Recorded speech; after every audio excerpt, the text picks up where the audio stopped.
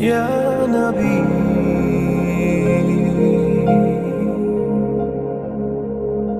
یا محمد۔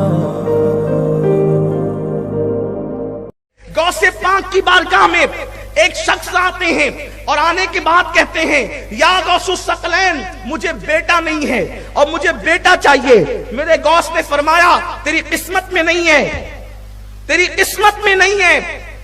اس نے کہا حضور اگر قسمت میں ہوتا تو آپ کے پاس کیوں آتا؟ مانگنے والے تو ایسے ہی آتے ہیں نا، اور جو ایسے مانگتے ہیں انہی کو ملتا ہے، جو ایسے مانگتے ہیں انہی کو ملتا ہے۔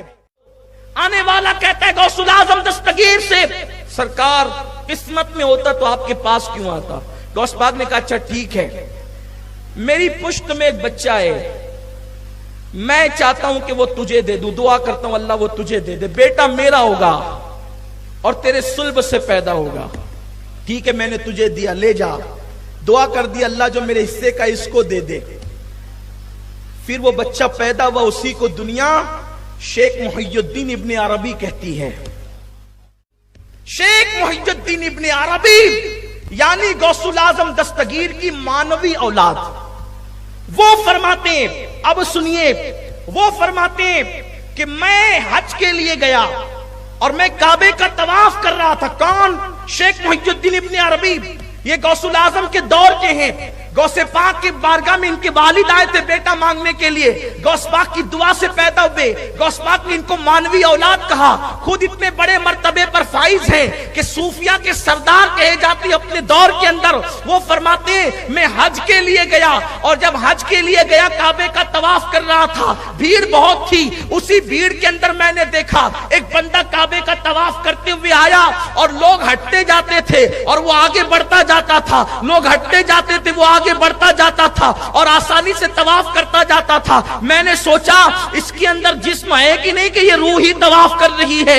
جب طواف مکمل ہوا تو میں نے اس کو سلام کیا، اس نے کہا وعلیکم السلام یا محی الدین ابن عربی۔ اس وقت میں نے پوچھا حضرت آپ جانتے ہیں اس دور کا غوث کون ہے؟ کیونکہ ہر دور میں غوث ہوتا ہے، یاد رکھنا ہر دور میں ولیوں کا سردار غوث ہوتا ہے، لیکن غوث الاعظم اب کوئی نہیں ہو سکتا، اب غوث اعظم کوئی نہیں ہو سکتا۔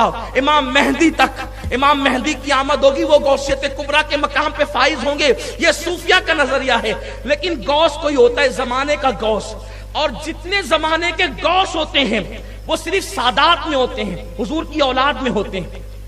بہت سارے لوگوں کا نظریہ یہی ہے کہ جو غوث ہوتا ہے وہ خاندان رسول میں صرف ہوتا ہے۔ بعض لوگوں نے اس کے علاوہ بھی تحقیق کی ہے، میں کسی کی تحقیق کا منکر نہیں، لیکن بات جو کہہ رہا ہوں اپنے ذوق کی وہ یہ ہے۔ تو اس وقت شیخ محی الدین ابن عربی نے جو کعبے کا طواف جلدی جلدی کر رہا تھا اور لوگ ہٹتے جاتے تھے، ان سے پوچھا حضرت غوث کون ہے اس زمانے کا معلوم ہے آپ کو؟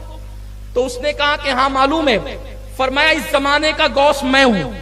وہ جو جلدی جلدی طواف کر رہے تھے نا، شیخ محی الدین ابن عربی کے پوچھنے میں کہا اس وقت کا غوث میں ہوں اور میرے بعد جو غوث ہوگا وہ جلال الدین ہوگا۔